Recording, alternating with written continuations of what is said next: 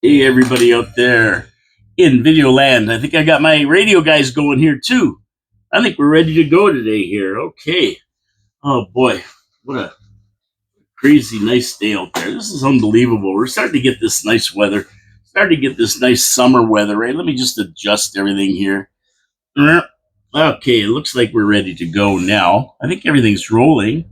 Everything looks good here anyway, let's rock and roll on this May the 1st.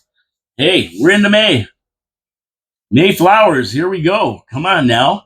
This is what we've been waiting for. The temperature's going to start going up. It's going to start getting nice out there. We're on the right side of it now. Let's get going.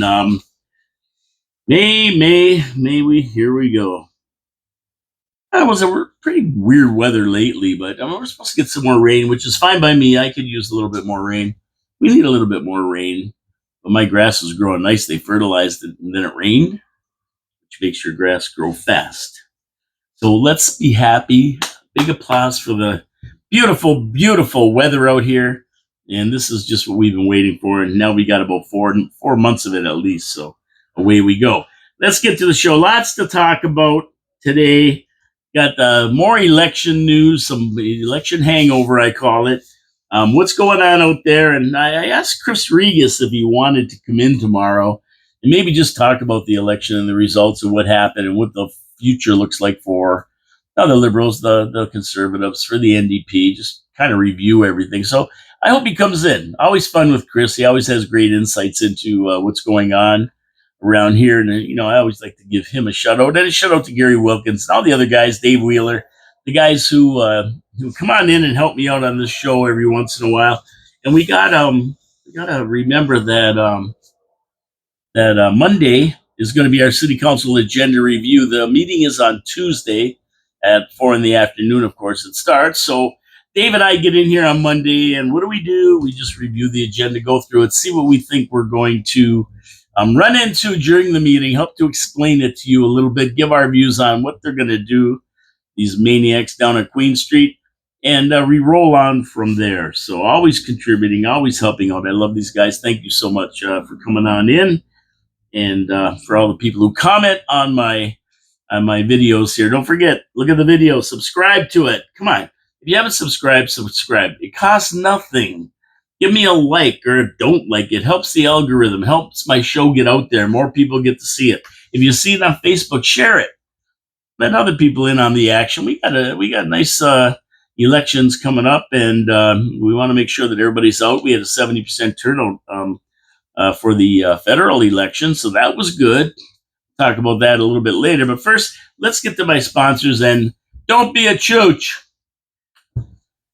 Wild Bill's Auto Repair and Body Shop, Pete's Pizza on Victoria Avenue, Hamel Machine Company. My three sponsors.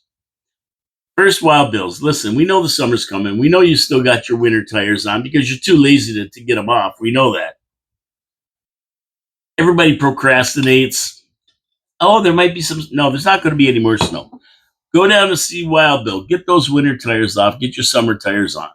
Get your car checked out. Make sure everything is working right. Your brakes, your air conditioning, the things you need for summer when you're traveling around. The last thing you want to do is break down. And Ken over there at Wild Bill's Auto Repair and Body Shop, they're offering a free summer inspection. You go in there. You got to check out your car, make sure everything's running tip-top, fix what isn't. And don't forget, they have a full body shop. You get in a wreck, you can go in there. Car goes in wrecked, comes out, showroom.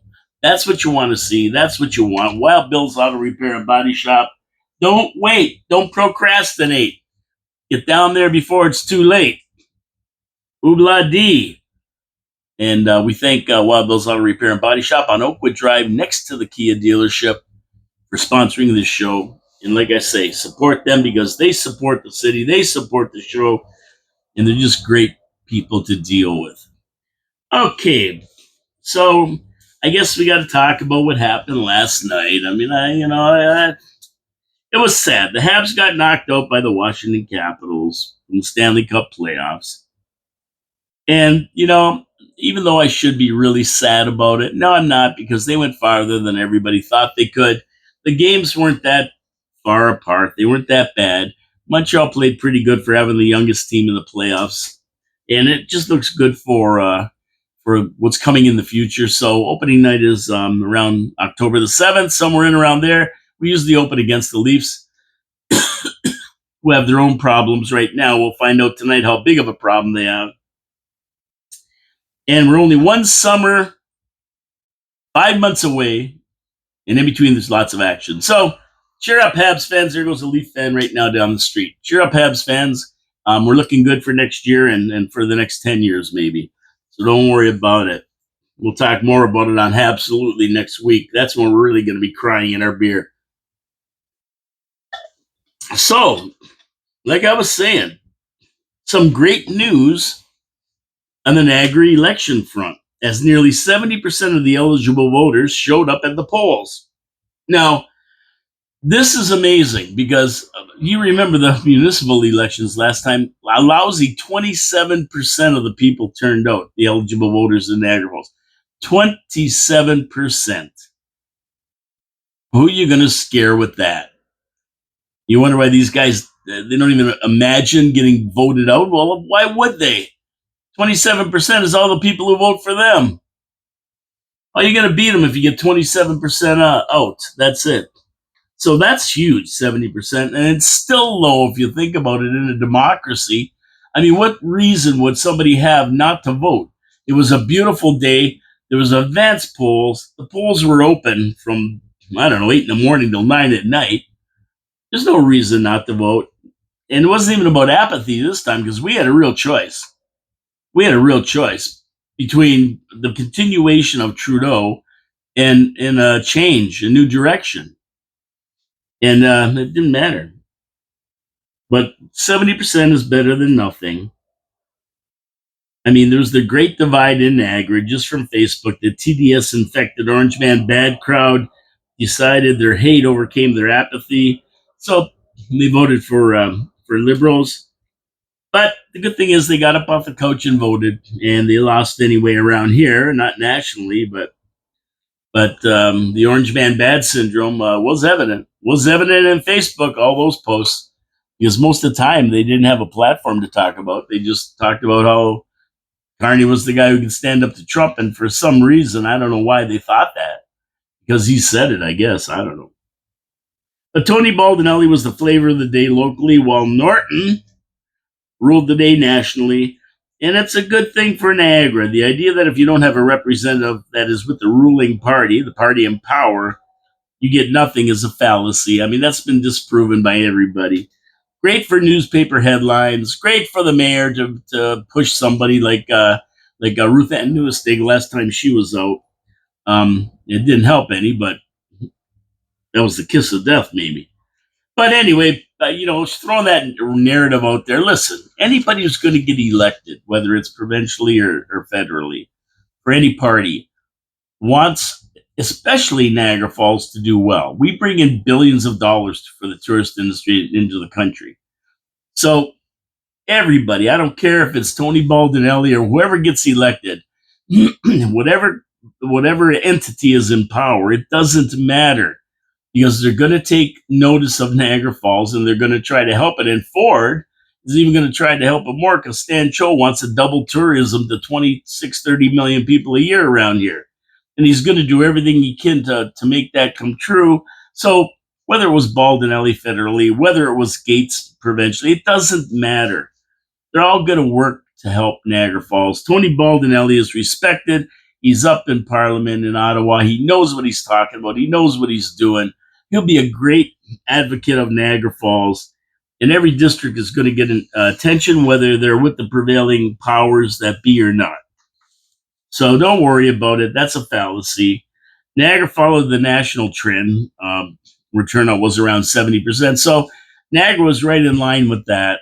And of course, a lot of the pundits thought a large turnout would favor conservatives, which actually it did, as they grabbed 24 more seats, topping off at around 144 seats as it stands now, the highest they've had for a long, long time. So PP did his job out there. He did his job out there. And we'll talk about him in a minute. Now, most people think the Liberals they're not going to last long, and there's going to be another election within a year. That's what Chopper told me, my buddy Kevin Mancuso. That's what he said. And that could happen if the Bloc Quebecois and NDP hop in bed with the Conservatives to throw the little weasel Norton out. Norton, you're out of here. Okay, Rubby boy. But not so fast, everyone. Right now, the NDP don't have a party. They don't have party status. And the Liberals are trying to get them to come over to cross the floor and join the Liberals. And if they do that, 169 plus 7 is 176, which gives the Liberals a majority. So the wacky orange Liberals, they just might do it. Who knows? They supported the Liberals 99% of the times. So maybe. I mean, if that happens, that's good. A majority government would even break Canada up faster. Right now, Carney's got a little bit of opposition, someone to answer to. With the majority, he won't have anybody to answer to. Uh-oh. But it could be good. Now think about it. Alberta is already going to exit Canada. They said, we're exiting Canada. They've had enough. We've had enough. We're exiting Canada. People think they would just form a Western Alliance as one entity or even go it alone. But don't forget, south of the border, down Washington Way, lies what is probably one of the greatest real estate moguls in the world. That is Donald J. Trump. And he's itching to buy real estate. He wants to buy Greenland. He wants to take over Panama. So he really likes real estate that contains rare minerals, rare earth minerals, and oil, and access to the north. Oh, he really likes that. I'm sure he'll make Alberta an offer they just can't refuse if they decide to separate from Canada. They won't have to go it alone. They're going to be the 51st state, and I'm sure Danielle Smith is all ears. I mean, it would probably be with everything that Alberta has, the richest state in the union, at least equal to Texas. So why wouldn't Trump want them? And why wouldn't they want to join and get all the benefits of being American? Now, Alberta will have access to both oceans through the United States, through the 51st state. And they don't have to worry about Quebec. Those silly Frenchmen that don't want any pipeline. How sweet would that be for Alberta? You think it can happen? Well, think again. Think again. Now that Norton is running the show in Canada, anything can happen. It's a free-for-all now. Put a chain on your wallets, fellow Canadians. Those paper bills we call money are growing legs, and they're walking themselves right to Ottawa. They love to give money to everybody but Canadians. Yeah, they do. We know it. You heard of Make America Great Again? Well, we got Break Canada Up Again going on. And don't forget you heard it here first. As for Mr. Pierre Poilievre, the man who would be king, his future is unknown. Although he led his party to the largest number of seats this millennium, he's not sitting on solid ground. He lost his own riding, one that he's held for 20 years, in very, very suspicious circumstances, I would say. I mean, there were 91 candidates on his list. Hey, we should do that in Niagara Falls. 91 people sign up to run for alderman, for councillor. Can you imagine a ballot with 91? Hey, we've had 32. What the hell? What's another 60? Imagine that. It could happen. Why not? Now, that would be crazy. Run enough, and anybody who gets like 1,000 votes will win. Now, he's without a seat in the House of Commons, so he's going to have to run the caucus from the gallery. Unless he can find a conservative that's willing to step down and give up his seat and then they run a by-election. If he wins it, he's got a seat. That could be what's going to happen. But you know what? If I was there and I won a seat, I mean, why would I give it up? No, I got this seat to represent my area. I won. I won an election, a hard-fought election. I'm just going to give you up my seat because you lost yours? I don't know. People, do you think people are going to be willing to do that? Leave it in the comments what you think about that. I mean, that's probably going to happen. They're probably going to tell the guy, they'll give him a huge payoff. Here you go. We'll give you a next number of dollars and everything else and all that. But still, I mean, why run? You're just going to have to give it up. But he did get PP, 41.3% of the popular vote, the highest since Brian Mulroney in 1988.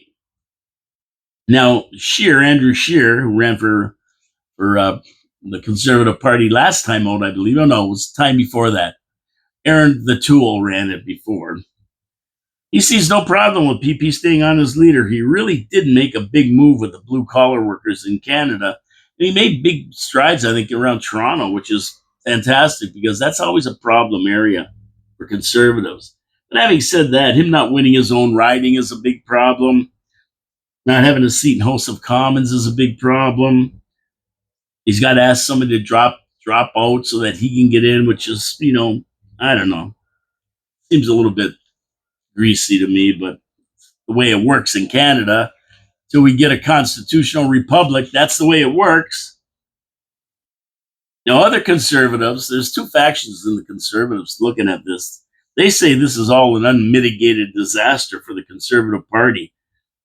A liberal with a leader with no seat that couldn't even win his own riding. They're saying he should resign, and the loss was tied to his personality and not his policies or politics. They say he's divisive and polarizing. And you know what? I wouldn't say he's divisive or polarizing, but I would say, though, he's robotic. I mean, when I saw him, he didn't have a personality. He's really joking around. He wasn't a loudmouth like Ford. He wasn't really anything. He was like a robot up there talking. And, we talked about that with Chris Regis. And he said, well, these guys, these reporters, the left-wing media, he's got to watch everything he says because they're going to take it and use sound bites against him. And I agree with that. But still, you got to have some kind of conviviality, like you're talking to people, not like a robot, but like friends. Like you have to make them feel part of what's going on, part of this movement. And yeah, they turned out, but he's kind of robotic, not really friendly. A lot of what he said was canned. I mean, really canned. I don't know. Like, it's like when you watch Trump, he's joking around and talking, and he's a master at it. And he weaves these paths from one subject to the next, and they all tie in. It's like a really good episode of Seinfeld, and it all ties in at the end to what he wants to get done or what he wants to accomplish. But he's hard to warm up to. That's what I would like to say. It's very hard to warm up to, even though I'm sure he's a nice guy. Chris said he talked to him one-on-one because he came into his restaurant at lunch, and he was fine. He goes, but it's just the media all around and what they're going to do to you if you don't watch what you say is makes it really, really tough. And I got to agree with him because we know what the left-wing media did in this election to him, right? They made it all about Trump, like he couldn't handle Trump and everything else, which is nonsense. But, 90% of the people who watch this crap in Canada believe it. Other conservatives are saying this is a huge setback for the Conservatives that should have never happened and argued it raises questions about how PP and his team organized the last 5 weeks of his campaign. And, I think that's all just noise too. He did something a conservative leader hasn't done in a long time. He became relevant not only to business people, but to blue-collar workers alike. He just hit the perfect storm. A new leader at, Trudeau, the era of Trudeau, Trump pushing his rhetoric, and the fall of the NDP party. I mean, all these combined together. And even the Bloc Québécois losing seats and them going to the Liberals. It was a perfect storm against them. But he still managed to increase the number of seats in Canada and keep the ship afloat as the official opposition. And he still might be prime minister, and maybe not that long into the future, because all they have to do is bring down this government with another election coming up. They can bring down the government, and another election's coming up, but he's got to be able to work with the Bloc Québécois and leftover NDPs. Can he do that? I don't know. That's a really, really good question. So what we have to do here is stay tuned. This is going to be a real dandy moving forward as Carney takes Canada to the brink. We got Alberta that's up in arms. We got Quebec going to be leaning on Carney to get what they want, or they're going to go against them. We got the NDP who's been asked to cross the floor and become liberals. And they've got nothing to live for. I mean, what are they living for? Jagmeet's out. He's done. He'll never be back. The party's lost status. They have no voice. I mean, if they joined the Liberals, they would have a nice voice. Right now, they really don't have any voice. They're in the nosebleeds. Really don't have a lot to say about anything now. So if they crossed over, they would. Or if they made some deal, that would give him the majority, whether they cross over or not, give Carney the majority. So we'll see what happens. It's going to be interesting, to say the least. Keep your eyes open. Keep your ears open. Keep your eyes on what's going on. And I can't wait till they open Parliament again, go back in session, because I can't wait to put on the political channel, CPAC or whatever the heck it's called, and watch these guys in action, because there's going to be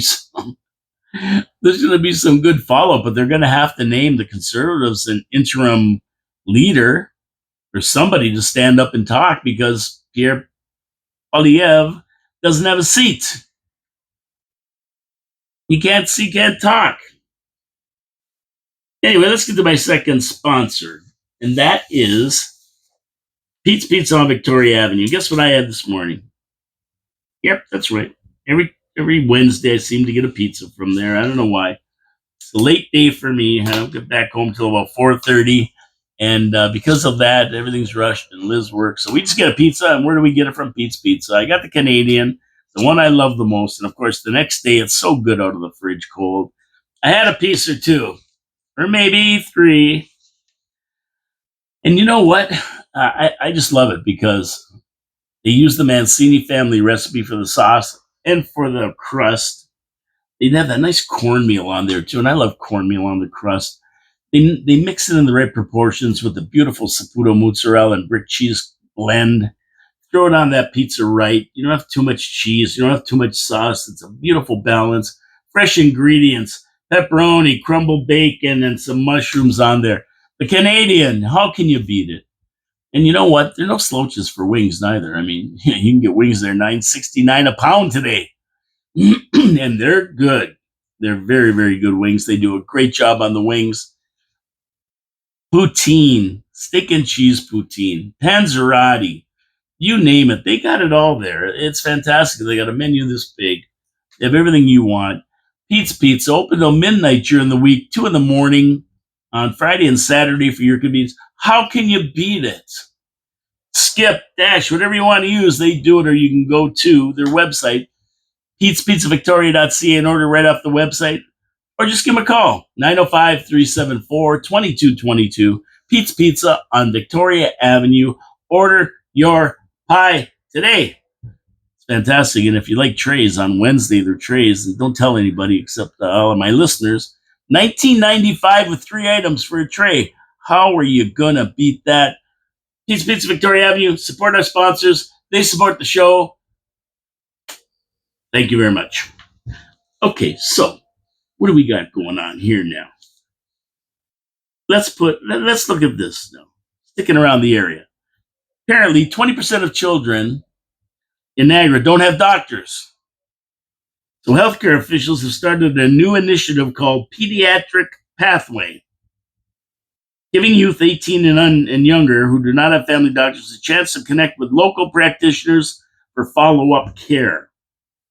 Parents of newborns will be discharged with a list of family physicians accepting new patients as well. Well, that list is going to be short, especially in Niagara Falls, because I don't think there's anybody accepting new ones, maybe one doctor. And we know this is a huge problem in Niagara Falls. We're 36 doctors short or something, and we can't attract them. I mean, Welland down the road here got 13 doctors last year. They're offering them 100,000 each to drop a shingle and set up a business. I mean, I went to the medical center there. What do you Portage or Morrison Medical there to get a blood test? I had to get a blood test. Yeah, I don't have any tracks. They did a good job. That was a couple of weeks ago. And you know what? It was filled with offshore people. It was filled with refugees. And I have no problem with that. I don't care. I mean, it don't bother anybody. But it just shows you like the need now, because if you read that article from Telegraph UK about the situation in Niagara Falls, it's pretty dire. And as we bring more people in, they need doctors. So they're crowding emergency rooms. They're crowding the medical rooms for tests and everything. And it's getting tough around here. And they're definitely, they know each other, so they're probably part of the 5,000 or parked in a dozen hotels down Fallsview area, waiting to either move into a job or do something or get the hell out of there anyway. But yet that's the situation now, right? So that's good that they're trying to figure out something here for the kids, especially, these young kids. Now, of course, my buddy John Ringo Beam, the Iceman 69, fan of Hooters and Hooters wings, he suggested many moons ago that the city hire doctors. Forget about paying $50,000 reward for any new doctor that wants to hang a shingle in Niagara Falls. He said, let's hire them and pay them. Pay them a competitive salary, and they now work for the city employees. And that's us, the taxpayers. They work for us. And that right there could alleviate the problem. Now, imagine that. You're a doctor, you're coming out of medical school, or coming from a foreign country, and you're a certified doctor now. And now you've got to come here and you got to set up a practice and have a staff and furnish an office. And you have to take care of that business end of it as well as being a doctor. Now imagine if that was all taken away from them. All they had to do was come in the morning, right? Take their oxycoat on, get through the day, and then administer health to people, what they should do. That's what they're in the business of doing. They're not in the business to be a bookkeeper or anything else or run a business. So that's what the city does. The city would run it, they would furnish it, they would set them all up, and then the money they get from OHIP for their visits would go back to the city, and the city would pay them a salary. That's how simple it is. And we have a beautiful place for it. We have that big white elephant on Main Street there, Main and Ferry, Sylvia Place. It's called the Exchange. Now we're going to call it the Medical Exchange. We're going to pay for that sucker. We're going to pay for that building. And this is how we're going to pay for it. We're going to make doctors' offices in there and call it the Medical Exchange. That's where it's going to be. Doctors can concentrate on what they do best. Doctor. Make one office, then two, then three, then four, then 10, then 12. Fill in the pieces we need here in Niagara Falls. They're trying it. I think it's in Simcoe they're trying it. Somewhere up around there. Simcoe? Or I don't know, somewhere up there. Anyway, Aurelia? Maybe Aurelia on Lake Simcoe. Anyway, they're trying this. They're going to hire a doctor, set them up in an office, and then let people then advertise so that people go to the office and become patients. And then they're going to make the deal with him that the money from OHIP that he gets for visits and everything else comes to the city, and the city's going to pay him a competitive salary, whatever that is. Could be 150, 200, 250. It doesn't matter. It doesn't matter. They're going to pay it. They need doctors, and this is the way they're going to do it, like John Ringo Beam suggested. And we'll see how it works out, but I mean, we have this $17 million building sitting there, and there's nothing going on. Oh, yeah, they're going to tell you there's art and baloney, but listen, there's nothing there. The market moved out. We'll talk about the market in a minute and everything else. So, Councilor Lococo or anybody else that's listening that's interested, why don't we look into it? I'm not saying we have to do it. Why can't we just look into the feasibility of it? I mean, we should look into this. We're dying for doctors. We're crying for doctors. We got 5,000 more people in the city. We had 100,000 people in this city now, and none of them have doctors. We don't have to think out of the box. We got to throw the box away and create a new box. And this is it. Come on. Let's go. Let's help these people out. The pediatric, whatever they call it here that they're doing, that's great. Pediatric pathway. That's fine. I have no problem with a pediatric pathway. There's no problem with that. That's just another avenue. But we can help ourselves. We can help ourselves. Why not do it? Somebody please bring it up as a motion and look into it. Come on. Gary Wilkins, my Doge guy. Maybe he'll look into it more.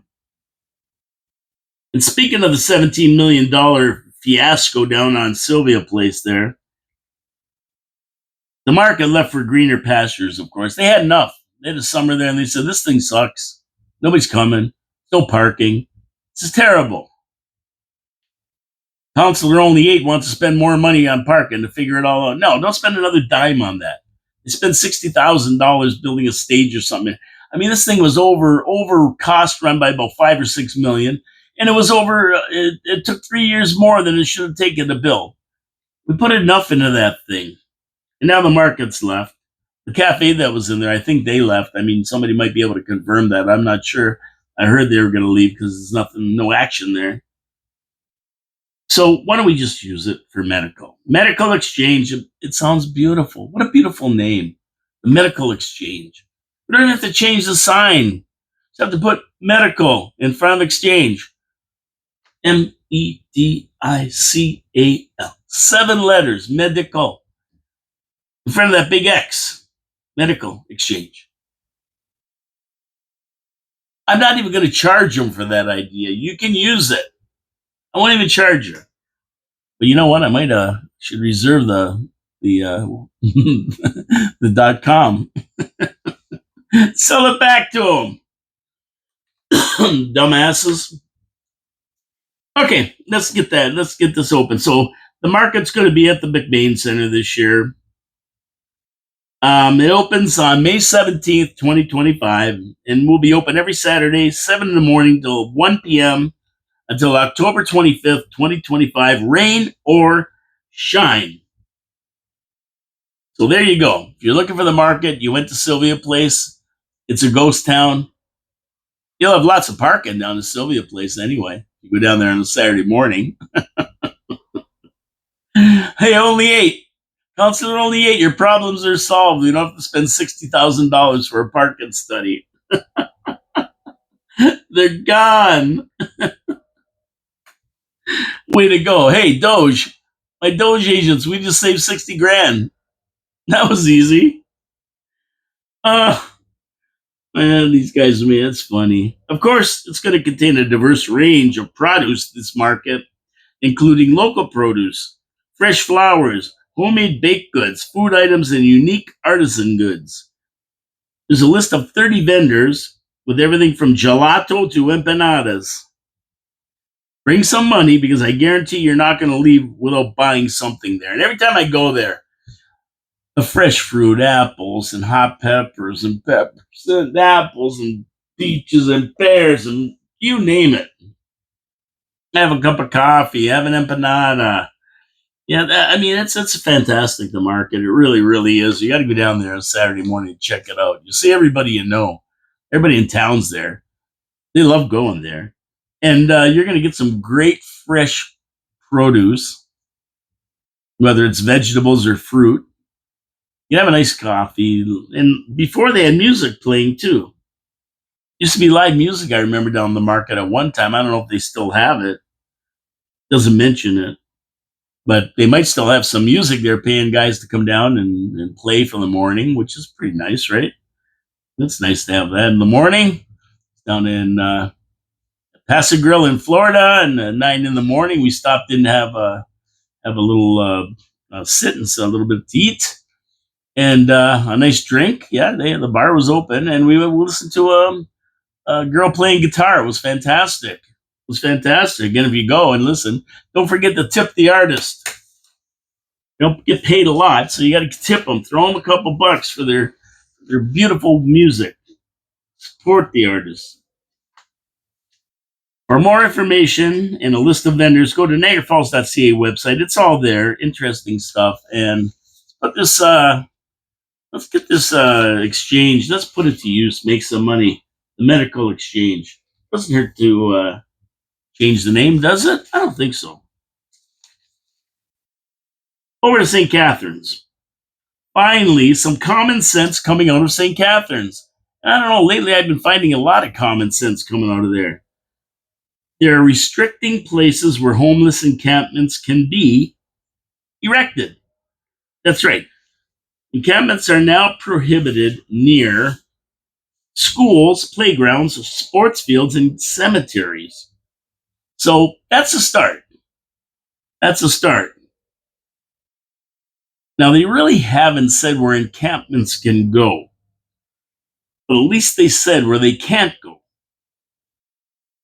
And that right there, saying where they can't go, gives the city the right to clean them up, get them out of these prohibited places. That's the bylaw passed by council 10-2.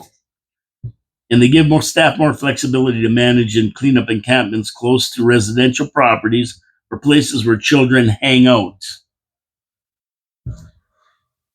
The city is aware of 43 separate encampments on city-owned property at this time, and 4 on private property because they don't care. They'll set up anywhere. Wherever they get set up, they'll set up. They don't care who owns it. The owner goes there, they threaten them, so the owner lets them go until they need the property or call the cops or whatever. But to me, this is a start. This is a great start. Somebody's doing something. But I think they went at it the wrong way. This is only my opinion. This is the way I look at it. They went at it the wrong way. Rather than say where the encampments can't be, why not tell them the only place they can be? That's it. That's all. Anything out of the assigned area is illegal. Going to be torn down and garbaged. So you either get moving to the designated area or lose whatever little you have. That's the way they should have done it. And I know. The bleeding heart liberals are going to come on and call me a racist and a homophobe and a homelessophobe and a Islamophobe and tentaphobe and a tentite. You're a tentite. And everything else that goes along with whenever you tell people that they should do something like this, whenever you suggest it. But the needs of the many outweigh the needs of the few. Never forget that. Besides, if these encampments are all in one place, and I've said this a million times, they're all in one place, any help that's needed for homeless people, people with mental health problems, people with addictions, any help would know where they are. So you can target the help to that one area and get them help fast. As it stands now, these guys who are trying to help them, these people are running all over town trying to find them. The social workers, they don't know where the hell they are. They're behind the train station over here. They're over there. They're in a field over here. They're behind a tree over there. They're down in the gully by the Drummond Road cutoff on the 420. They're up over there. They're everywhere. 43 encampments, plus 4 more on private property in St. Catharines alone. So, I mean, how do you keep track of everybody and try to help them? This way, they're all in one place. And it allows the public service people to deliver what they need to deliver public service. Doesn't matter. Mental health assistance, addiction assistance, refreshment centers, places they can go to clean up and maybe take a shower, bathrooms and other necessities they don't necessarily have now when they're living in tents scattered around the city. It only makes sense. It's a benefit to them. It's not a disservice. I don't understand why people don't agree with this. I mean, I really don't. You clean up the city, you help them get the help they need, all in one place. It's a no-brainer, but people just, I don't get it. I don't get it. Saying you can't camp here, you can't camp there. Why don't you say where you can camp? Here, there's the meteor crater. Set up your tents all in there. We know where you are. Need help? We'll have people there to help you.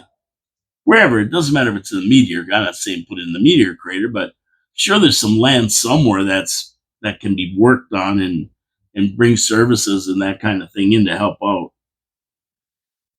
The definition of insanity is doing the same things over and over again and expecting different results. That's what we've been doing with the homelessness problem. It hasn't got better, it's got worse, and it's going to even get worse. What are you going to do about it? You got to come up with some new solutions. And I give Cisco in St. Catharines, Mayor Cisco, credit for at least looking at it and trying to come up with some kind of solution. But everybody's afraid to take it to the nth degree, and that's where it's got to go. Like it or not, and you can yell at me and scream at me and tell me I'm a goof and tell me I'm a jerk and I don't care about people and I got a bad heart or no heart or whatever. You can say whatever you want, but prove me wrong. That's all I'm asking. Prove me wrong. If I'm wrong, I'll admit it. Prove me wrong. Or do something, please. And these politicians, let me tell you something. The Titanic sinks at the end of the movie, no matter how many times you watch it. It sinks. If you keep on doing the same thing, it's going to sink. It doesn't work. Okay, let's get over to my third sponsor, Hamel Machine Company. And machine companies like Hamel are so important to cities, any city, not just Niagara Falls, any city. They've been around since 1948, serving industry around here. And when industries have to shut down because parts break, it costs them money. Time is money. And that's even more true today than it's ever been because a lot of stuff is just in time delivery. They need things. They don't have stuff on the shelf anymore because it's too expensive to do that. It's called just in time delivery. So what do? You sit there and wait 4 or 5 weeks for a part to come in, or you take action? Do you call Hamel Machine Company and you say, Bob, a part broke. I need it fixed. Can you do it? Bob says, bring it right down. And what do? They look at it and say, okay, we can fix that. Or no, we can't fix it, but we can re-engineer it. We can reverse engineer it for you. We can make a new one. We have the technology. And that company's down for a couple of days rather than a couple of weeks or 6 weeks. That's what the value of a small machine shop is. But Hamel, they're not a small machine shop. They're innovators. They're inventors. They take existing systems, look at them, and design new systems to do the same jobs that are faster and more efficient. These guys are good at what they do. They ship around the world. This is our little Hamel Machine Shop in Niagara Falls, 1948. This is what they do. 3D printers, water jet cutters. They have the expertise, the computer engineers, the IT people, the electrical engineers, the graphic designers. They can do it all there. If you have anything you need done, well, just ask the wine industry. They'll tell you what they do. They'll tell you how they've helped them, or Rich Products, or the Man of the Mist, or the City of Niagara Falls, or the region. They'll tell you. Go to their website, hamelmachine.ca. You're going to see the beautiful work they do and what they do. But what about me, the little guy? How do they help me? Well, guess what? The little guy shears pins off his lawnmower, breaks axles. They have a lot of things happen. And Hamel Machine can help you with it, even to building back gates for your backyard. You need them done. They can custom build them, powder coat them, manufacture. They're unbelievable. They can do it all. Hamel Machine Company, support our sponsors because they support the city and they support the show. Go see them today. You're going to be impressed. I'm going to go for a tour of it. I'm going for a tour. Dave Wheeler and my buddy Gary Wilkins want to go for a tour, and Bob said, hey, give me a call. We'll get you through. I'm going to go see what they do. When Bob was in here, it blew my mind. If you go back in the archives of the YouTube videos, you'll see Bob Benner in here. They go back maybe a month or two. You see him in here talking about Hamel, blow your mind. Hamel Machine Company. Helen Paul from Your City, Your Voice sent you and supporter sponsors. Okay, finally, technology's coming to Toronto. Who likes Toronto? Nobody. I don't go to Toronto unless I absolutely have to. And now it's even going to get goofier there because the Ministry of Transportation has approved and allowed Magna International to test up to 20 automated vehicles on Toronto streets to deliver small packages in some wards by the end of June. So these unmanned electric vehicles, three-wheeled vehicles, by the way, not four-wheeled, three-wheeled, are going to be running around delivering packages. And because it falls under provincial jurisdictions and regulations, City Council didn't have a vote on it.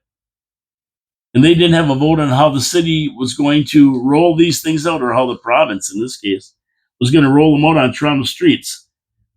Project's expected to run, I think in June they're going to start up in Ronceville's and Parkdale first, with Davenport, Parkdale, High Park, York Southweston, University Rosedale, Toronto St. Pete's or St. Paul, and other neighborhoods, I guess. Now, I have no idea where these places are. I don't have a clue what they're talking about. It's all Greek to me. Maybe Chris Regis knows. Probably downtown somewhere. But who knows? But I'd really like to see these vehicles in action. I can't wait till they get out there and see how they perform in Toronto traffic. Half the people in Toronto don't even have licenses. Can't read English, a lot of them. Take their test in other languages. These things are going to be wandering around. Oh, my God. Oh, what could possibly go wrong? What could possibly go wrong? And forget about winter. These three-wheel cargo vehicles, I mean, how are they going to negotiate winter? Well, there are some answers. First of all, when they go up by themselves, there's going to be a chase car behind them, just to make sure they're operating as expected. And there's going to be a command center able to take over the car if necessary. So they must have a joystick or something. They're going to be able to run the car if they have to, if it goes off track or something. They can't be deployed during heavy rains, heavy or medium snowfall, or icy road conditions. So basically, they're going to be running in the summer only, really, and only if it's not raining. Magna says they chose Toronto because of the large number of roads with speed limits at 40 kilometers or under. So these things are going to be going 40. You're going to be behind them, and that's the most you're going to be able to go. And the only roads these vehicles will travel on for the time being are those under 40 kilometers an hour. That's it. Up to 40 and under. Yeah, so I mean, it's been crazy. It's been crazy. Now, they're not going to have vehicles that carry people. Not yet. But those have been rolled out in Las Vegas, and they're quite successful. But see, the weather's different in Las Vegas. They get like one day of rain a year, maybe a half an inch. That's it. So the weather's a lot more conducive to these things performing properly. But the driving conditions in Ontario are quite different than Las Vegas, Nevada, or Arizona, or any of those places down there. Now, if anybody's been on Toronto streets, this could turn into a nightmare real fast. I mean, Toronto's hell to drive around with the traffic and everything else going on right now, as it is. And that's for somebody who's got eyes and ears and is intuitive when they drive. It's tough to get around there. A lot of people don't even have cars because it's so wacky. They don't want to even be involved in that kind of traffic. But for somebody who knows how to drive and drives around there, it's not a big deal. I have friends who live there, and they drive around like nothing. I get in the car, and I'm just looking around like what the hell's going on here? It's worse than Mexico. Mexico has some type of inbred intuition. Stop signs mean maybe I'll stop. It's organized chaos. But they somehow managed to avoid accidents. The only guys who get in accidents down there are the expats. The gringos, they don't know how to drive. These guys know exactly how to drive. They got it down. Taxi cabs, oh boy. If you got a bad heart, don't get in a taxi cab in Mexico. But we'll see what happens here. I mean, I don't really think that council's thrilled with it in Toronto. They have no say in it. They're not really thrilled, to be honest with you. But, I think that when the first accident happens, one of these three-wheeled carts go awry and they smash into something or hit somebody or whatever's going to happen, I think you're going to see them pulled off the streets real quick. I mean, they're not going to be like State Farm giving you one accident. They're going to get pulled off. And it'll probably sink like a lead balloon. Who knows? But I think they should have tried it in Niagara Falls first. It's be a great city, to deliver packages and everything. Amazon, they have one thing. They load up these things. They go from house to house, throwing it off the front, on your front lawn or something, right? I mean, I don't quite know what's going to happen when the cart gets to your door. Like, do they have a robot in there that's going to walk it to your front porch or something? I don't know how they're going to do that. Or you got to be there. They stop and you run out and push in a code and you got 5 minutes to go out there or something. I don't know. But I'd like to see it. I want to see it running around Niagara Falls in the summer in the tourist areas. That'd be fun. That'd be organized chaos for sure. But that's what's happening. Technology, my friends, it's happening. Now, you remember the saying, woke and go broke? It's just not a saying. And Budweiser's finding that out. Remember that big Bud Light program, marketing campaign where they got some DEI woke CEO to hire a transgender Dylan Mulvaney? I think that was the name of that thing. And that should be the face of Bud Light. Okay, here's the face of Bud Light, a transgender wacko.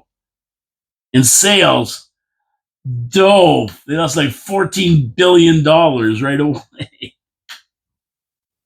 They couldn't give away Bud Light. And they never really recovered.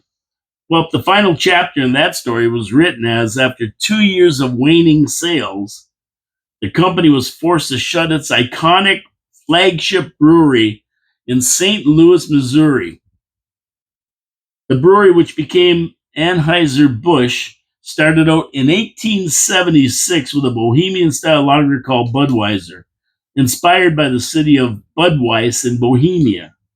Bohemia is now the Czech Republic. But this guy went over there and he had the beer and it was fantastic. So he brought the recipe back, St. Louis, Missouri, fired up the brewery and started making it, called it Budweiser. Now, this brewery, around since 1876, is going to close its doors for good.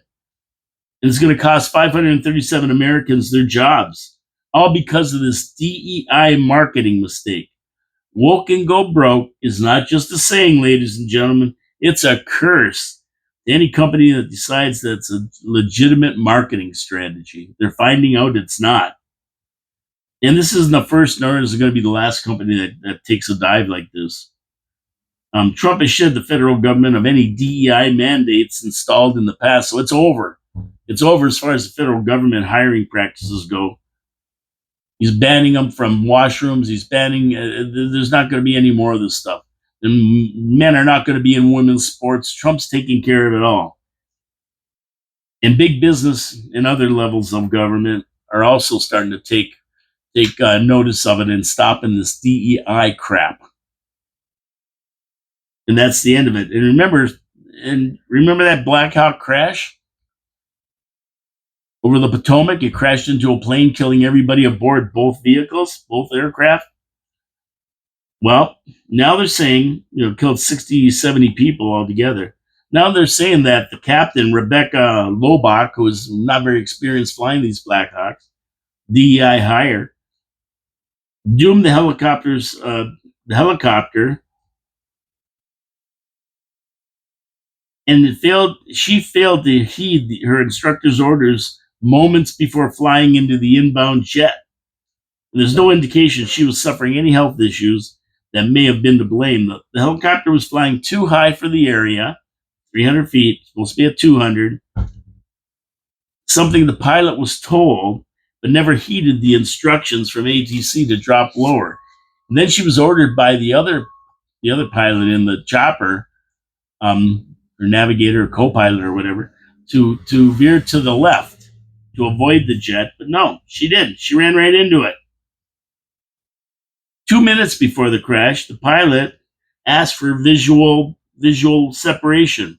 So in other words, she's saying, we know where we are. We'll use visual separation. After she said she had the traffic in sight, which was granted by the air traffic controllers, Chopper was told to pass behind the jet. But the pilot continued on course for a direct hit and ignored orders to veer left just 15 seconds before the crash. And that little turn, 15 seconds before the crash, would have taken the chopper out of its path, and the chopper wouldn't have hit it. See, it's a crazy scenario, but DEI has really put people at risk. Look around. The best people are not flying your planes. Look at the accident in Toronto. The person that was there, and they bragged about no males allowed or something on that airline. It was all female pilots and everything. She just was inexperienced. She was hired. She wasn't qualified, and the pilot who was there, a guy who was there, should have taken over. He didn't, and we saw what happened. Plane hit hard, broke off the wheel, tipped over, broke a wing off, flipped over, and they're lucky a bunch of people weren't killed. Caught on fire. I mean, they're hired because these organizations are DEI and they believe in filling quotas, not getting the most qualified people to do the job. And we're seeing it. We're seeing this woke and go broke and this DEI stuff. Well, it's over. Trump got rid of it all. So what are we going to end on today? We're almost there. Let's end on, let's see. Let's end on this. Let's go over to Ukraine for a minute, because Zelensky is finally capitulating, and it looks like Zelensky is going to settle down and make peace. I mean, that's what he says. The guy changes his mind more than Cher. Cher was going to leave the country. Now she's not. Trump got elected, remember? Apparently, he signed the mineral agreement, though, the rare earth mineral agreement with Trump, and saying he's going to do a complete ceasefire, especially after Trump said either you sign a ceasefire or Putin gets the green light to just walk in and take the whole country over. And then Trump thinks he's ready to concede Crimea, too, for peace. The U.S. also agreed to establish a United States-Ukraine Reconstruction Investment Fund that would accelerate the Ukraine's economic recovery from the Russian invasion, taking into account the significant financial and material support the U.S. has already provided over the last 3 years of war. So, in other words, they're going to get credit for that. They're going to get credit for that, and they won't have to pay it back. They're going to get credit on their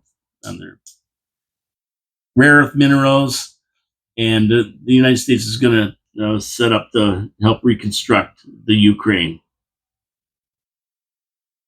But he says any debt going forward, any money they lend Ukraine for the rebuilding, that will have to be paid back.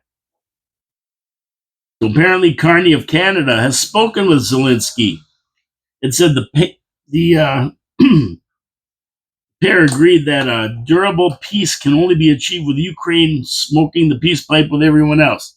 So if you remember, I think Marco Rubio went over, he's meeting with the Egyptians or somebody, and they didn't invite Zelensky. And he was very mad at that. They didn't invite him, well, because he didn't want a peace. He didn't want to even think of peace, so that's why they didn't invite him. But anyway, he says they're going to get there, and Carney says Ukraine's got to be at the table. If you remember, he was out of the negotiations before, so that's why Carney is sticking up for him. Now, Carney is set to meet with Zelensky in June at the G7 summit meeting in Alberta. Boy, there's going to be some big protests at that one. I can guarantee you that. Alberta wants to get the hell out now. When he gets there with this Zelensky, there's going to be some major protests for the G7 summit in Alberta. Now, Zelensky changes his mind so often, it's hard to take him for his word. It could fall by the wayside tomorrow. So you got to stay tuned. You got to stay tuned to this one. You got to stay tuned. Okay, so tomorrow, it's finally Friday, and we're going to talk about a few things. We're going to talk about Doge, the Doge team out there.